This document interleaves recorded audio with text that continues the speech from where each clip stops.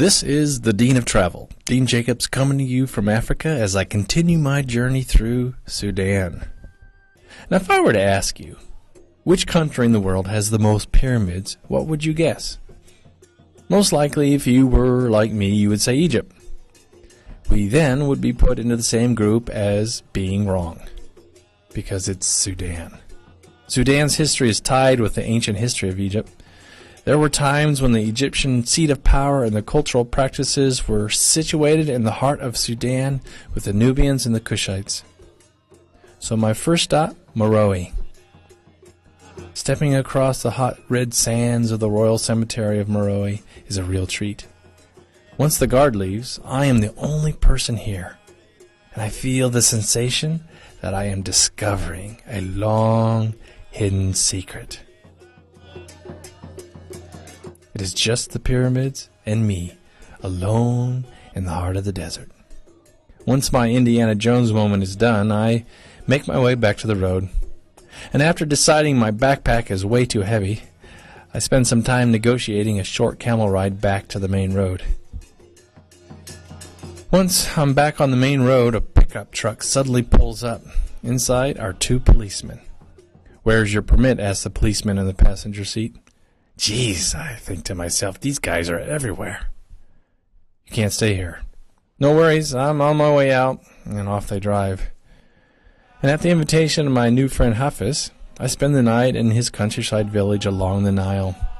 Beds are pulled out into the courtyard, and under the stars we fall asleep. The next big stop, Karmia. Situated next to the present-day Karmia and the ancient ruins of Napta is Jebel Barkal, a landmark that dominates the area with its ruined temples and perfectly preserved pyramids. The holy mountain of Jebel Barkal was believed to be the home of the god Amun, and heart for the throne of two lands, Egypt and Nubia. So in the heat of the late afternoon, I set off from my hotel, aiming for Jebel Barkal. And on the west side of the mountain is the Royal Cemetery, a group of pyramids that date back to the 3rd century BC. Wandering around them, I marvel at the design and I note how steep the sides are. And later, scrambling over loose rocks and stone, I weave my way to the top of the mountain to spend the evening as the guest of Amun.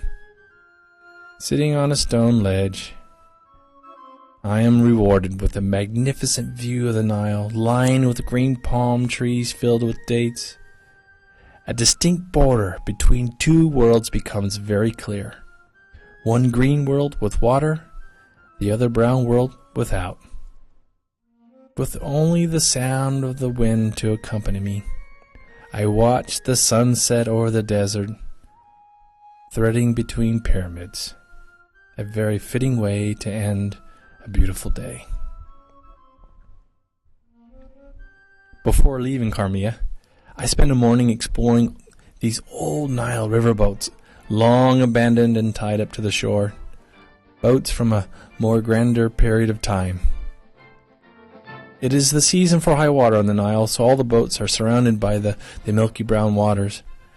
So I leap across the gap between the bank and the boat, and in doing so I am transformed back into a child on an adventure of exploring as I walk around the creaking floors of the deserted ship.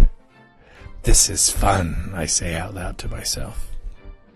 In the small town of Kerma, I jump on the bus one last time as I might make my way to Wadi Haifa, the port town on Lake Aswan. Before getting on the bus, I try to hydrate myself as much as I can. Water is a challenge in Sudan, especially with the heat. It's expensive in stores and not always available, so I have gotten used to drinking the local water out of these large clay jars. It is rather ingenious. As the water slowly seeps out of the bottom, evaporation keeps the clay and the water cool and refreshing. The only thing was, it was a bit brown in color, and I could never get anyone to tell me where the water really came from, and maybe I really didn't want to know. For 17 hours my bus followed the Nile, along the edge where the water stopped and the desert began.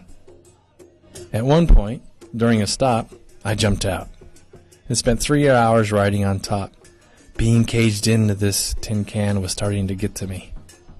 And at sunset, the bus stops, what looks like in the middle of nowhere, and suddenly woven mats are spread out, and once again I am invited to eat with everyone at the break of the Muslim fast. Then off we go again into the night. At 3 a.m. we finally arrive in Wadi Haifa. I kept saying to myself in the darkness of the early morning, this can't be Wadi Haifa. Where are all the buildings? Where's the lights? But several people came up to me and said, yes, it was, and they helped me find a hotel. For the next 2 days I hung out in the frontier town of Wadi Haifa, drinking tea to pass the time of day, dreaming about something more than a bucket shower, and reflecting on all the kind people I had met in Sudan. How is it that a country with so many nice people has so many problems in places like Darfur and South Sudan, I wondered. Wednesday came, and on the ferry I went heading for Egypt, with plans swirling in my head to one day return to Sudan. Tune in again for more adventures to come from Africa as I head for Egypt. This is Dean Jacobs reminding you to check your compass, because you never know where you might go with the Dean of Travel.